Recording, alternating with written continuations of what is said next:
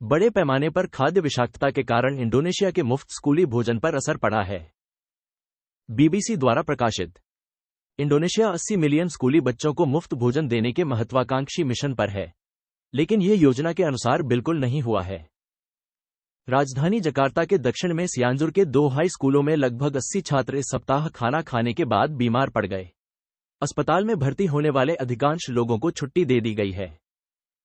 यह खाद्य विषाक्तता की श्रृंखला में नवीनतम है जो राष्ट्रपति प्रबोवो सुबियांतो की हस्ताक्षरित नीति कार्यक्रम से जुड़ा है। मामले की जांच कर रहे अधिकारियों का कहना है कि संदिग्ध कारण लापरवाही से भोजन तैयार करना है। छात्रों की उल्टी के नमूने प्रयोगशाला परीक्षण के लिए भेजे गए हैं और पुलिस का कहना है कि उन्होंने भोजन संभालने वाले लोगों, रसोइयों से लेकर पैक करने वालों से लेकर डिलीवरी कर्मचारियों तक से पूछताछ की है। एक 16 वर्षीय छात्र ने स्थानीय मीडिया को बताया कि भोजन में कटे हुए चिकन में अप्रिय गंध थी। उन्होंने कहा, मुझे चक्कर, मिचली और उल्टी महसूस हुई।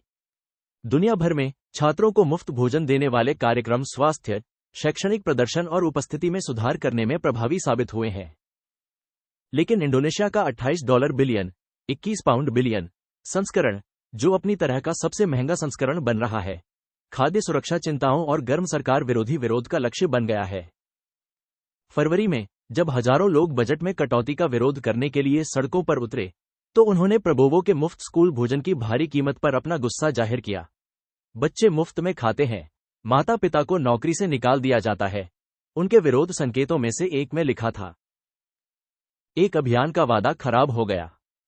पिछले साल प्रबोवो के राष्ट्रपति अभियान का केंद्र बिंदु मुफ्त भोजन कार्यक्रम को स्टंटिंग से निपटने के एक तरीके के रूप में पेश किया गया था।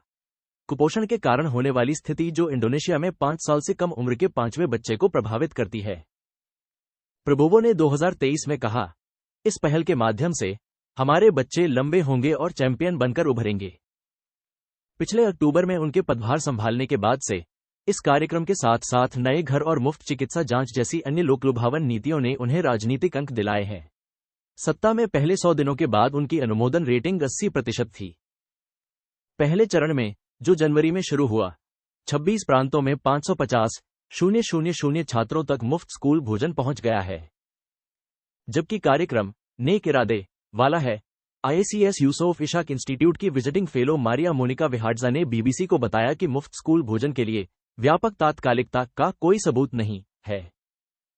2024 में एक राष्ट्रीय सर्वेक्षण के अनुसार इंडोनेशिया के 1% से भी कम परिवारों ने पिछले वर्ष कम से कम एक दिन बिना भोजन के बिताया।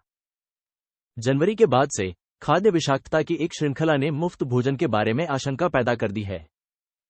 पूर्वी नुसा तेंगारा प्रांत में प्राथमिक विद्यालय की छात्रा मिशेल अपने स्कूल के कई छात्रों में से एक थी, जिन्हें फरवरी में संदिग्ध भोजन विषाक्तता का सामना करना पड़ा था। उस समय उन्होंने बीबीसी इंडोनेशियाई को बताया कि जिस भोजन के कारण उनके पेट में दर्द हुआ था, वह नीला और बासी था। स्कूल के एक अधिकारी ने बीबीसी इंडोनेशियाई को बताया कि घटना के बाद कुछ माता पिता ने अपने बच्चों के लिए घर का बना दोपहर का भोजन तैयार करना शुरू कर दिया।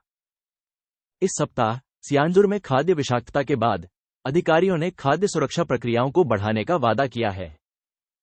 हमें गुणवत्ता में सुधार करना चाहिए, राष्ट्रीय पोषण एजेंसी के प्रमुख ददन हिंदियाना ने कहा, जिन्होंने अस्पताल में छात्रों से मुलाकात की थी। Centre of reform on economics Indonesia की शोधकर्ता एलिजा मडियन ने बीबीसी को बताया, एक स्पष्ट बात यह है कि इस कार्यक्रम के शुरू होने से पहले परिपक्व और गहन योजना की कमी थी। जल्दबाजी से गुणवत्ता और प्रभावशीलता की हानि होती है, जो वास्तव में इस कार्यक्रम के बारे में जनता की धारणा को खराब करती है। $10 अरब का बिल। कार्यक्रम की लागत से मामले में मदद नहीं मिली है। इंडोनेशिया ने इस साल मुफ्त स्कूली भोजन के लिए $10 अरब से अधिक राशि अलग रखी है। तुलनात्मक रूप से भारत दुनिया के सबसे बड़े ऐसे कार्यक्रम के तहत 120 मिलियन बच्चों को खाना खिलाने के लिए प्रति वर्ष $1.5 अरब खर्च करता है। ब्राजील के संस्करण की लागत लगभग इतनी ही है और यह लगभग 40 मिलियन छात्रों को सेवा प्रदान करता है। इंडोनेशिया में बढ़ते बिल का भुगतान करने के लिए प्रबोवो ने देश के दिग्गजों से मदद करने का आग्रह किया है और चीन से फंडिंग की पेशकश स्वीकार कर ली है।